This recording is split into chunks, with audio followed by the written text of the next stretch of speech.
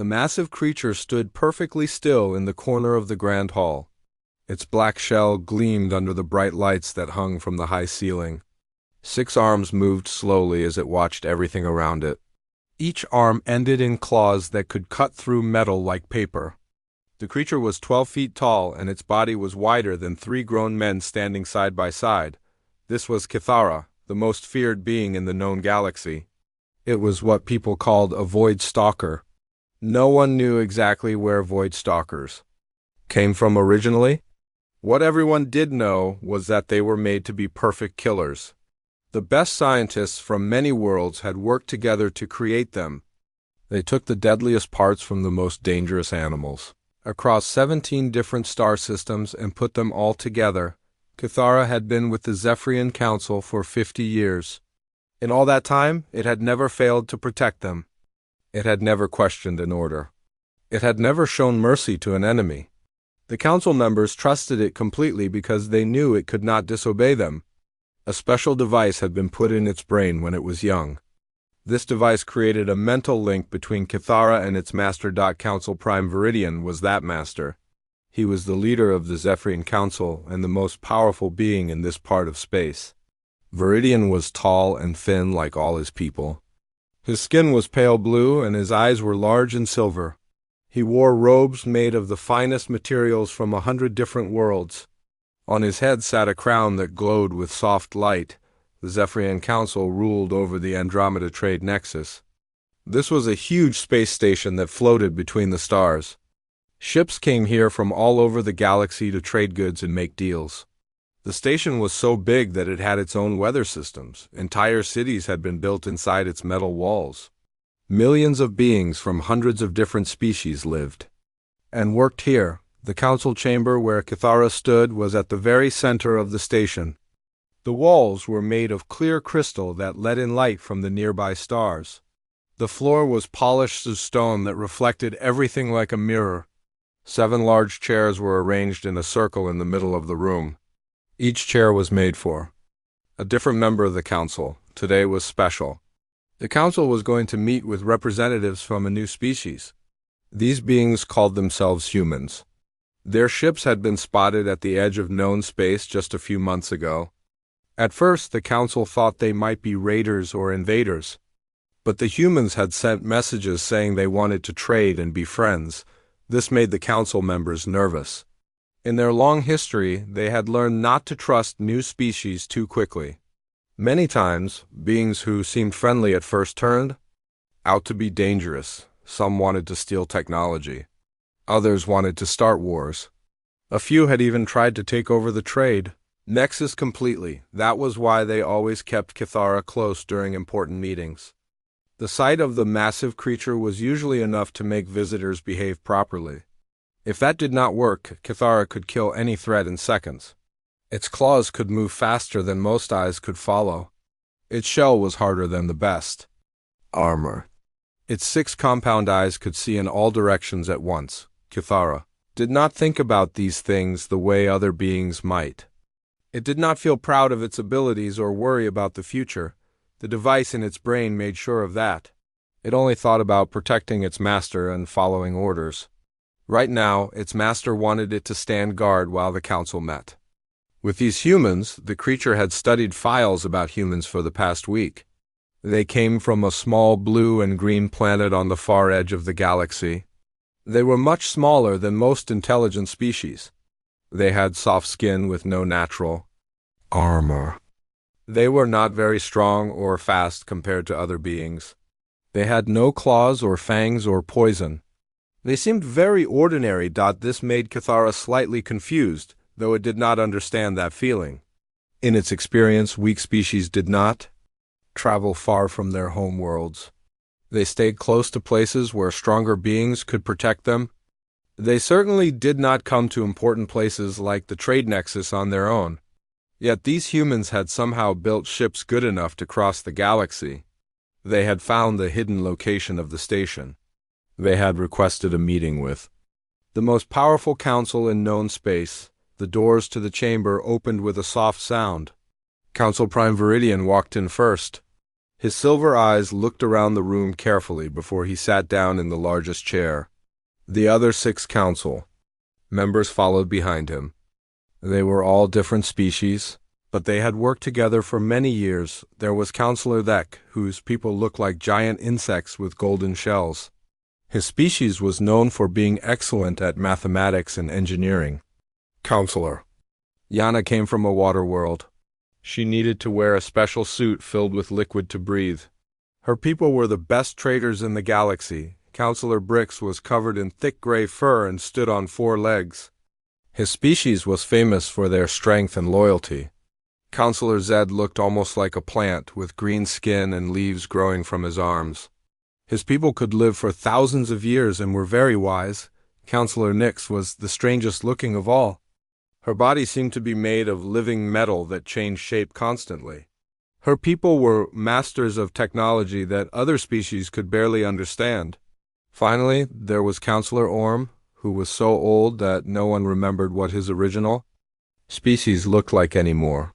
He had replaced most of his body with machines over the centuries. Each counselor took their place in the circle. Kithara moved to stand behind Viridian's chair. This was its usual position during meetings. From here, it could see the entire room and protect its master from any direction. The human delegation should arrive soon, Viridian said to the others. His voice was smooth and calm, but Kithara could sense that he was more alert than usual. The mental link between them carried emotions as well as thoughts. I still think we should be more careful, said Counselor Brix. His deep voice rumbled like distant thunder. We know almost nothing about these creatures. They could be spies. Or worse, that is why we have Kithara, Viridian replied. He did not look back at the massive creature, but Kithara felt a pulse of confidence through their mental connection. No matter what these humans might try, they cannot threaten us here. Counselor Yana made a sound like water bubbling through her breathing apparatus. The reports from our scouts are very strange, she said. These humans have technology that should not be possible for such a young species. Their ships use energy sources we do not recognize. Their computers work in ways our experts cannot understand. Perhaps they stole the technology from someone else, suggested Counselor Thek, his insect-like head tilted to one side as he spoke. Many primitive species have tried that before. If they did, they hid it very well, said Counselor Nyx. Her metal body shifted and flowed as she talked. We have searched all our databases. No known species matches their technology patterns. Kithara listened to this conversation without really understanding why it mattered. Its job was simple: keep its master safe and follow orders. The details about human technology were not important unless they posed a threat. If they did pose a threat, Kithara would eliminate it. That was what it had been made for. A soft chime sounded through the chamber. This meant that the human delegation had arrived at the station and was being escorted to the meeting room. Kithara's 6 eyes focused on the main entrance. Every muscle in its powerful body tensed slightly, ready to spring into action if needed. The counselors straightened in their chairs and arranged their robes and clothing. Even though they were the most powerful beings in this part of space, they still wanted to make a good impression on potential new trading partners. The trade nexus made its money by taking a small percentage of every deal made here. New trading partners meant more money for everyone. Footsteps could be heard in the hallway outside. They were lighter than Kithara expected. Most species that came to meet with the council wore heavy boots or had naturally loud footsteps. These sounds were soft and measured, like someone trying to walk quietly. The doors opened again, and the human delegation entered the chamber. 3 humans walked into the crystal chamber. Kithara's 6 eyes studied them carefully as they moved across the polished floor. The first thing the creature noticed was how small they were. The tallest human was barely 6 feet high. That made them shorter than most of the council members and much smaller than Kithara itself. The second thing Kithara noticed was their clothing. Every other species that came to meet the council wore their finest robes or armor. They wanted to show how rich and powerful they were, but these humans wore simple, dark blue uniforms. The clothes looked clean and well made, but they were not fancy or decorated with jewels. The third and most surprising thing was how they acted. When other species entered this room and saw Kithara for the first time, they always had the same reaction. Their hearts would beat faster. They would start to sweat or make other fear smells. Some would freeze in place like frightened animals. Others would back away slowly while trying not to look scared. These humans did none of those things. They walked into the room at a steady pace. Their heart rates stayed normal. Kithara could not smell any fear on them at all.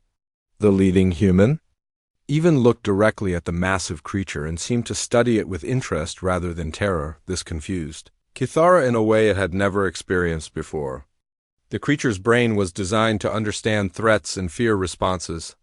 It could read the body language of hundreds of different species. It knew exactly how every type of being would react to seeing a void stalker. But these humans were acting like nothing Kithara had ever encountered. The human in front was a female with dark hair, pulled back in a simple style. Her skin was brown and her eyes were dark.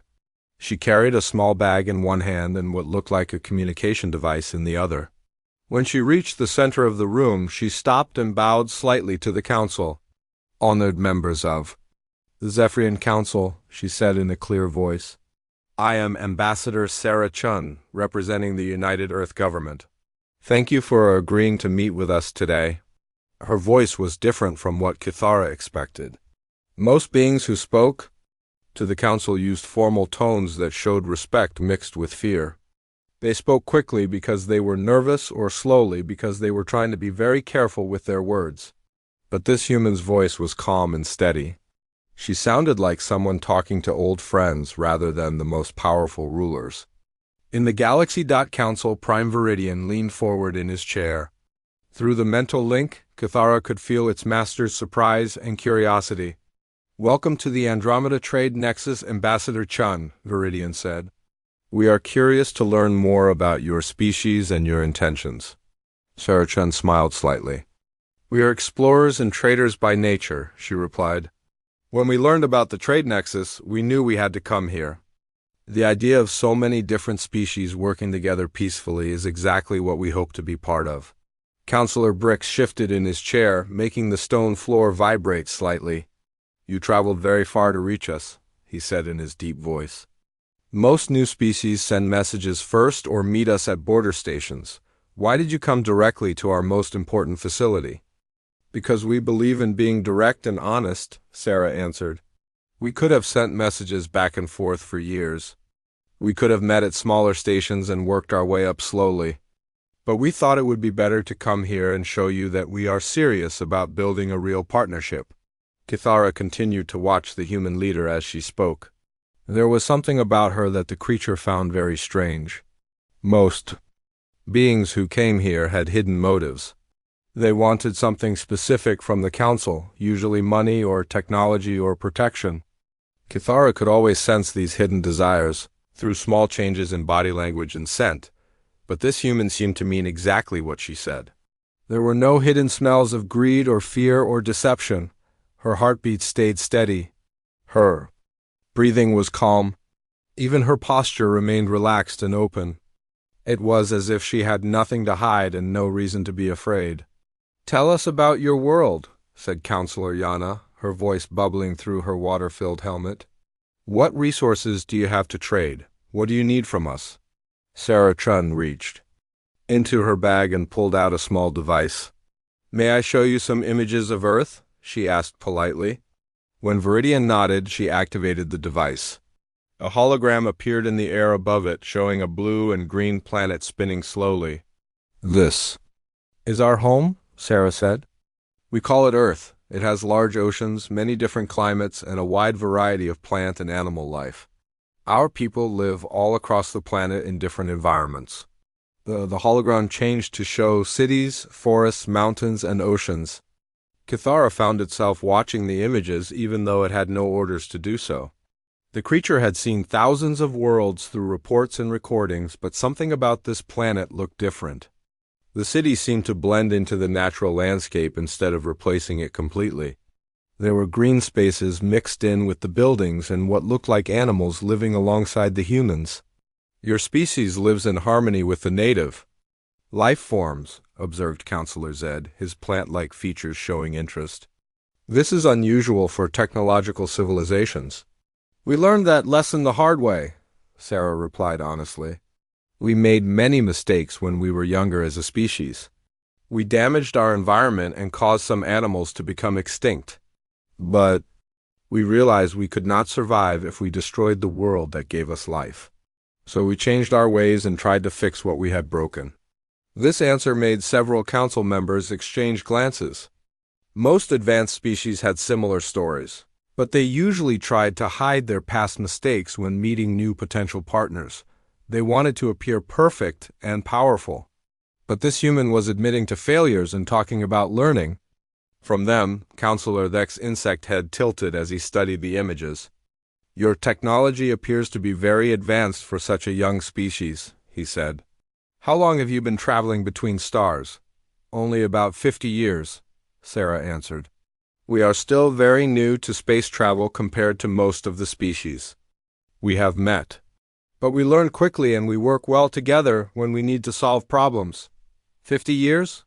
Counselor Nix's metal body rippled with surprise. Most species take centuries to develop reliable faster-than-light travel. How did you advance so quickly? Sarah's expression became more serious.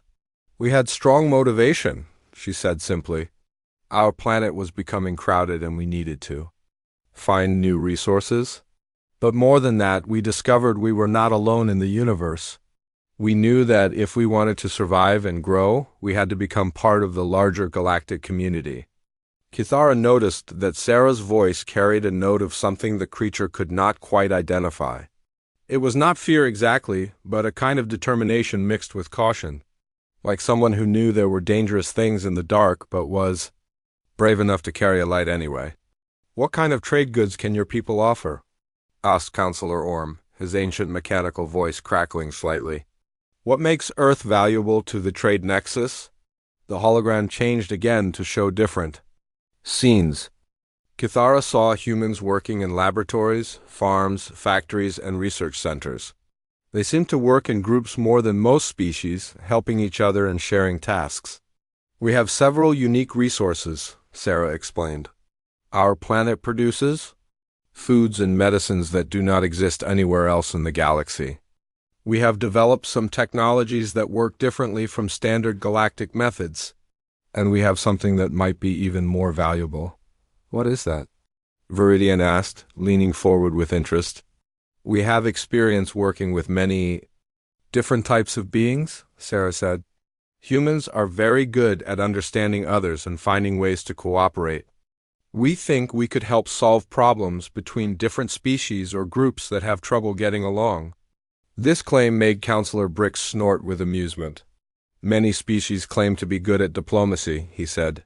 Usually they just mean they are good at getting what they want? Sarah smiled again, and this time her expression was warmer. I understand your skepticism, she said. Claims are easy to make. Would you like us to demonstrate what we mean?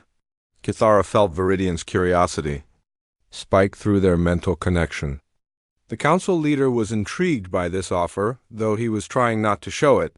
What kind of demonstration? Viridian asked carefully. We have studied the records available about the trade nexus, Sarah replied. We know there have been some ongoing disputes between different member species. Small problems that have not been solved for years. If you are willing, we would like to try helping with one of these situations. If we succeed, you will see that our claims are true. If we fail, you will know not to trust us with important matters. The council members looked at each other uncertainly. No new species had ever made such an offer before. Most were too focused on getting benefits for themselves to worry about helping others. Solve problems. Kithara watched Sarah Chun's face as the council considered her proposal. The human seemed completely calm and confident. She was not trying to pressure them or make the offer sound more appealing than it was. She was simply waiting patiently for their decision. For the first time in its 50 years of existence, Kithara found itself curious about what choice the council would make. The council meeting had been going on for 2 hours when everything changed. Sarah Chun was explaining how humans had solved a water shortage problem on one of their colony worlds when Kithara's sensors detected something wrong. A shadow moved in the upper corner of the crystal chamber where no shadow should exist. The movement was so quick and subtle that none of the council members noticed it. But Kithara had been designed to see threats that others could not. Its 6 compound eyes tracked the disturbance while its body remained perfectly still. The shadow was moving closer to Council Prime Viridian. Kithara recognized the movement pattern immediately from its threat databases. This was a Krillian Shadow Phase warrior, one of the most dangerous assassins in the galaxy. They could bend light around their bodies to become nearly invisible. They could phase in and out of solid matter for short periods. Most importantly, they were extremely expensive to hire, which meant someone very wealthy wanted Viridian dead. Kithara began to move its massive body into position to intercept the assassin. The creature calculated angles and timing with perfect precision. In approximately 4 seconds, the Krillian would materialize directly behind Viridian's chair with a plasma blade ready to strike. Kithara would reach the assassin in 3.5 seconds, giving it just enough time to tear the attacker apart before any harm could come to its master. But something unexpected happened. Sarah Chun suddenly stopped talking in the middle of her sentence. Her head turned slightly toward the same corner where Kithara had detected the threat. Her eyes narrowed as if she was trying to see something that was barely there. "Council Prime Viridian," she said in a sharp voice that was completely different from her calm diplomatic tone. "Please move away from your chair now." Viridian looked confused. "I beg your pardon?" "Move, now." Sarah was already in motion, diving across the circle of chairs toward Viridian's position. The Krillian assassin materialized exactly where Kithara had predicted, its plasma blade glowing with deadly energy. But instead of striking down at an unsuspecting victim, the weapon sliced through empty air. Viridian's chair was empty because Sarah Chin had tackled the council leader to the floor just 1 second before the attack. Kithara completed its own movement, all 6 arms reaching for the assassin. But the Krillian was already trying to phase out of normal space to escape. The creature's claws caught the assassin just as it began to fade, tearing through armor and flesh with brutal efficiency. The Krillian screamed once before going silent. Forever. Purple blood spattered across the crystal floor. The other council members were shouting in alarm and confusion. Security alarms began wailing throughout the station. But Kithara was not paying attention to any of that. The massive creature was staring down at Sarah Chun, who was helping Viridian stand up while checking him for injuries. "Are you hurt?" Sarah asked the council leader, her hands moving quickly over his arms and torso to look for wounds. "Did the blade touch you?" Viridian was shaking slightly from shock, but he seemed unharmed. "No, I do not think so," he said. "How did you know?" "I saw nothing until the assassin appeared." Sarah brushed dust off her uniform and looked around the room carefully before answering. "I noticed a slight distortion in the light patterns reflecting off the crystal walls," she said. "It was very small, but it was moving in a way that did not match the normal air currents in the room." Kithara processed this information with growing confusion. The creature's sensors were far more advanced than any biological eyes. It had detected the threat using instruments that could see across multiple spectrums of light and energy. But this human had somehow seen the same thing using nothing but her natural vision and intelligence. Security forces began pouring into the chamber. They were heavily armed soldiers from several different species, all trained to protect the council. But they had arrived too late to be useful. The threat was already eliminated and the immediate danger was over. "Stand down," Viridian ordered the security team. "The situation is contained." The captain of the guards, a large reptilian being with scarred scales, looked around the room in confusion. "Sir, what happened?" "Our sensors detected weapons fire and biological material dispersal. We were attacked by a Krillian assassin," Viridian explained. "It was eliminated by my bodyguard." He paused and looked at Sarah Chun, with unexpected assistance from our human guest. The security captain's eyes widened when he saw the remains of the assassin.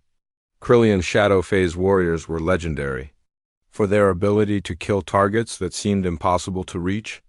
The fact that one had gotten this close to the Council was deeply disturbing. How did it get past our screening systems? The captain asked. We scan every ship that approaches the station. Krillians can phase shift their molecular structure, Counselor Nick said, her metal body rippling with agitation. They can hide inside solid objects during transport and emerge when they reach their target location. Someone smuggled this one onto the station deliberately. Kithara moved closer to Sarah Chun while the security team examined the scene. The creature wanted to understand how this small human had detected a threat that should have been invisible to her. More importantly, it wanted to understand why she had risked her own life to save someone she had just met. You saved my master's life, Kithara said in its deep, harmonic voice. Sarah looked up at the massive creature. She had to tilt her head back to see its face. Anyone would have done the same thing, she replied simply. No, Kithara said after a moment of consideration. They would not have. This was true. In its 50 years of service, Kithara had observed many situations where the council members were in danger. Other diplomats and visitors usually tried to get as far away as possible when violence broke out. They protected themselves first and worried about others later. But this human had thrown herself toward the danger to protect someone else. Why did you risk yourself for Council Prime Viridian? Kithara asked. Sarah thought about the question seriously before answering. Because it was the right thing to do, she said. He is a living being who was in danger. I had the ability to help him, so I did. Even though you barely know him? Even though saving him provided no benefit to you or your species? Especially. Then, Sarah replied, helping people when you have nothing to gain from it is what separates civilization from chaos. Kithara found this answer deeply puzzling. The creature had been programmed with thousands of behavioral patterns and response protocols. It understood loyalty based on mental bonding, obedience based on conditioning, and cooperation based on mutual benefit. But this human was describing something different. She was talking about helping others, simply because they needed help. The security team finished their initial examination and began removing the assassin's remains. Viridian dismissed them with orders to investigate how the Krillian had gotten onto the station. The other council members were still discussing the attack in worried voices. Perhaps we should postpone the rest of our meeting, Viridian suggested to Sarah. This incident has been quite disturbing. I understand completely, Sarah replied. But if I may make a suggestion, this attack actually demonstrates something important about the current security situation at the trade nexus. What do you mean? Asked Counselor Brix. Someone paid a lot of money to hire a Krillian assassin, Sarah explained. That suggests there are people who really do not want humans to join the galactic community. They are willing to kill to prevent it from happening. Counselor. Yana made a bubbling sound of concern. You think this attack was related to your presence here? It seems like too much of a coincidence otherwise, Sarah said. The timing is very suspicious. This could mean that our request for membership in the Trade Nexus has already upset some existing power structures. Kithara watched the human's face as she spoke. Sarah looked concerned but not frightened. She was thinking about the larger implications of the attack rather than worrying about her own safety. Once again, her behavior was completely different from what the creature expected. If that is true, then both our species may be in more danger than we realized, Viridian said thoughtfully. Which is exactly why we should work together, Sarah replied. Humans have dealt with this kind of political violence before. We know how to identify threats and protect against them. And we know how to find out who is behind attacks like this one. You are offering to help us investigate this incident? Asked Counselor Leck. We are offering to share our expertise in exchange for the same from you, Sarah said. Humans are very good at understanding criminal behavior and tracking down people who try to hide in the shadows. Your people have technology and resources that we could never match. Together we might be able to solve this problem quickly. Counselor Orms. Ancient mechanical voice crackled as he spoke. Most species would use an attack like this as an excuse to leave or demand additional protection. You are volunteering to help us deal with our enemies. Your enemies are now our enemies too, Sarah said firmly. If someone is willing to kill to prevent humans from joining the galactic community, then we have a very strong interest in stopping them. Kithara felt something strange happening in its mind. The creature's programming told it to be suspicious of anyone who offered help. Without. The next 3 days passed quietly while the investigation continued. Sarah Chun and her 2 companions were given guest quarters in the diplomatic section of the trade Nexus. They were told they could explore the station freely while the council reviewed their request for membership, but Kithara knew this was not the whole truth. Through its mental link with Viridian, the creature understood that the council was very worried about the assassination attempt. They were asking themselves hard questions about who could be trusted and what other threats might be waiting in the shadows. The investigation had revealed disturbing information.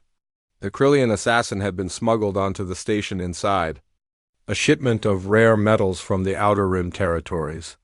Someone with access to high-level shipping codes had arranged the delivery. This meant the attack had been planned by people with connections inside the trade nexus government. Even more worrying was what they found when they traced the payment for the assassin. The money had come from a secret account controlled by the Hegemony Coalition, a group of older species that had dominated galactic trade for centuries. The coalition claimed they wanted to keep the galaxy stable and peaceful, but many people believed they just wanted to stay in power. Kithara had been ordered to watch the human delegation carefully during their stay. This was not unusual. The creature often monitored important visitors to make sure they did not cause problems, but this time felt different. Instead of looking for signs of threat or deception, Kithara found itself observing the humans out of curiosity. They behaved very strangely for diplomats. Most important visitors spent their time in meetings with government officials or in fancy restaurants trying to impress potential business partners. They worried about their appearance and their status. They tried to gather information that would give them advantages in negotiations. The humans did none of these things. Sarah Sheen spent hours walking through the civilian areas of the station, talking to ordinary people from different species. She asked them about their jobs, their families, their problems. She seemed genuinely interested in their answers, even when the conversations had nothing to do with trade or politics. Her 2 companions were equally unusual. Dr. James Wright was an older man with gray hair who worked as a scientist and engineer. Instead of trying to steal advanced technology, he spent his time in the public workshops helping people fix broken equipment. He showed young mechanics new ways to solve problems and learned about tools he had never seen before. The 3rd human was Captain Maria Santos, a military officer who served as their security escort. She could have spent her time studying the station's defenses or trying to gather intelligence about weapons systems. Instead, she volunteered to help train the civilian security teams that protected the market districts from pickpockets and troublemakers. All 3 humans seemed more interested in helping others than in gaining benefits for themselves. This behavior made no sense to Kithara according to everything it had been taught about how intelligent species acted. On the 3rd evening, something happened that changed everything. Kithara was following Sarah Chun through one of the residential areas when an emergency alarm began sounding. The creature immediately went into high alert mode, scanning for threats to its master. But Viridian was safely in his private chambers on the other side of the station. The alarm was coming from somewhere nearby. Sarah stopped walking and listened carefully to the announcement that followed the alarm. "Fire in residential block 7, she said to herself. Multiple families trapped on upper levels. She began running toward the emergency. Kithara followed, unsure why the human was heading toward danger instead of away from it. They arrived at a tall apartment building where thick black smoke was pouring from several windows. Local firefighting teams were already on the scene, but they looked overwhelmed. "The building's internal fire suppression system is not working," one of the firefighters told his team leader. "We cannot get our equipment up to the higher floors because the main stairwell is blocked by debris." Sarah walked up to the team leader, a large insectoid being with an official badge on his chest. "Excuse me," she said politely. "I am Ambassador Chun from the human delegation. Is there anything we can do to help?"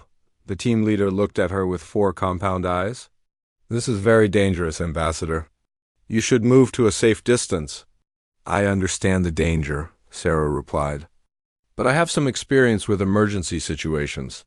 "How many people are trapped?" "At least 15 families on floors 8 through 12, the firefighter said. Mostly elderly residents and young children who could not evacuate quickly. "Enough," Sarah looked up at the burning building thoughtfully. "What about the external maintenance elevators?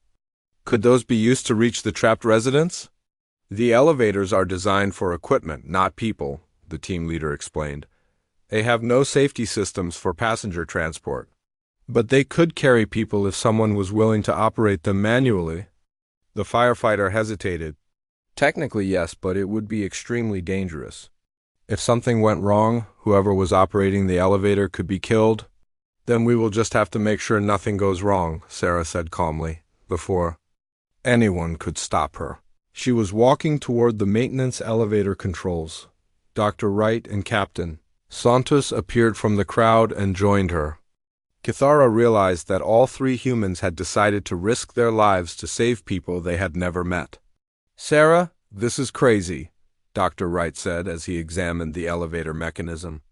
"These controls are not designed for human hands. The safety interlocks have been disabled. If we make one mistake, then we do not make mistakes," Sarah replied. "How many people can the elevator carry at one time?" "Maybe 4 or 5 adults," Dr. Wright calculated. "But someone has to stay on the platform to operate the controls manually. They would be exposed to the fire and smoke with no protection." Captain Santos was already putting on a breathing mask she had borrowed from the fire team. "I will handle the manual controls," she said. "You two figure out how to get the people onto the platform safely." Kithara watched in amazement as the three humans organized a rescue operation. They had no authority to give orders and no official responsibility for the situation. They could have walked away and no one would have blamed them. But they saw people in danger and decided to act. The first trip up the building was terrifying to watch. The elevator platform swayed in the wind as Captain Santos rode it up 12 floors to reach the trapped families. Smoke and flames made it hard to see what was happening. But after what felt like hours, the platform came back down carrying 5 people who had been trapped on the upper floors. Sarah and Dr. Wright helped the rescued. Families moved to safety while Captain Santos prepared for another trip up. "How many more?" Sarah asked. "At least 20 people still trapped," one of the rescued residents said. "The smoke is getting thicker on every floor." The rescue operation continued for the next hour. Each trip up the building was more dangerous than the last as the fire spread and the structure became less stable, but the humans never hesitated. They made trip after trip, bringing down families, elderly residents, and small children who could not have escaped any other way, Kithara found itself moving closer to the building to watch more carefully. The creature had seen many examples of courage in battle, but this was different. These humans were not fighting enemies or protecting their own territory.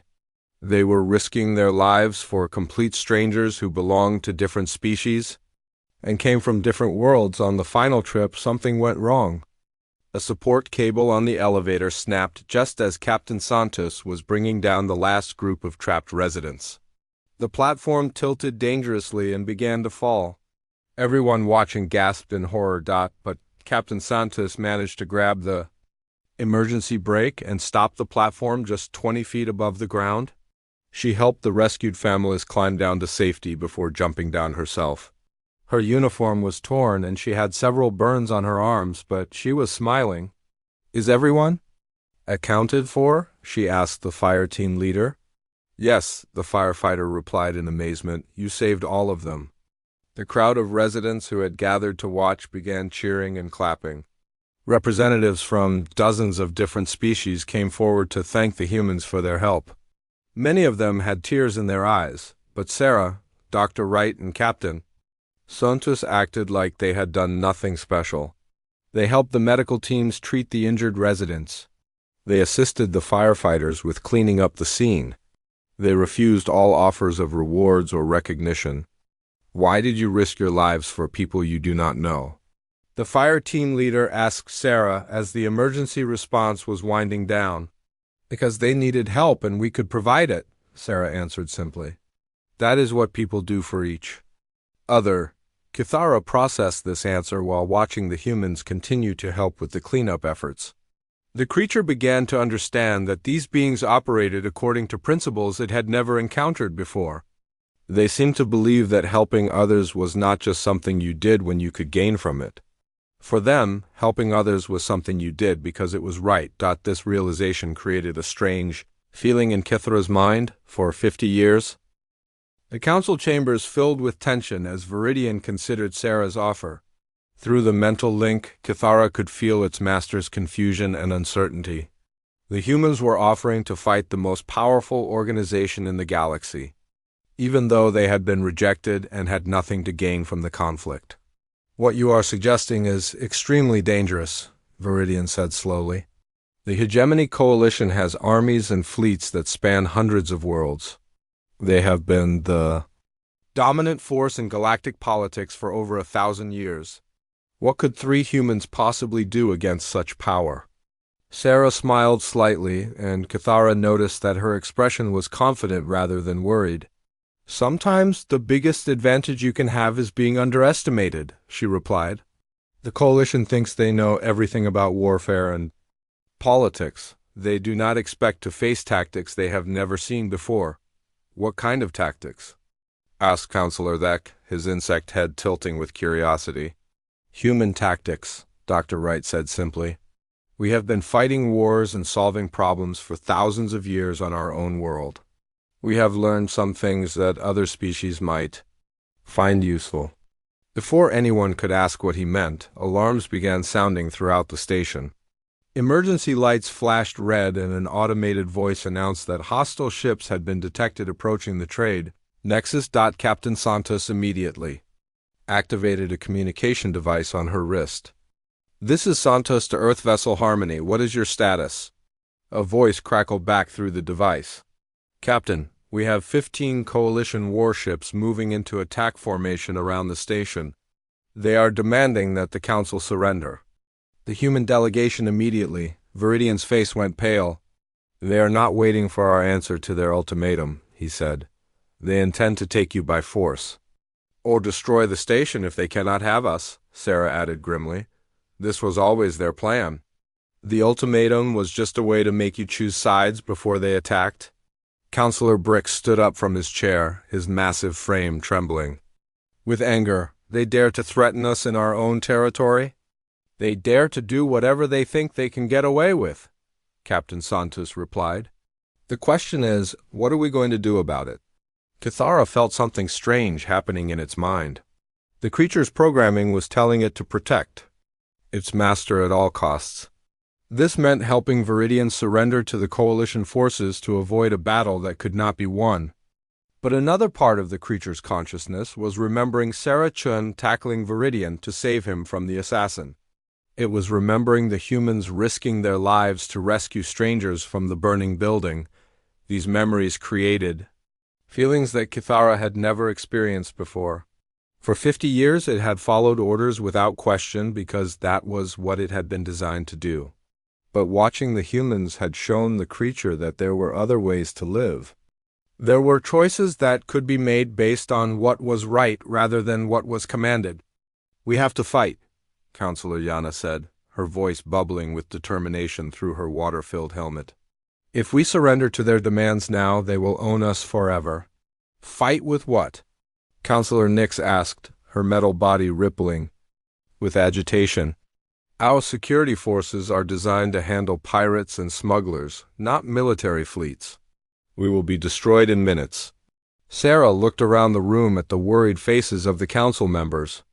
You will not be fighting alone, she said quietly. We told you that humans are good at working with others to solve problems. We meant that. She activated her communication device again. Santos to all Earth vessels. Execute Plan Shepard. Acknowledged, Captain. Plan Shepherd is now active.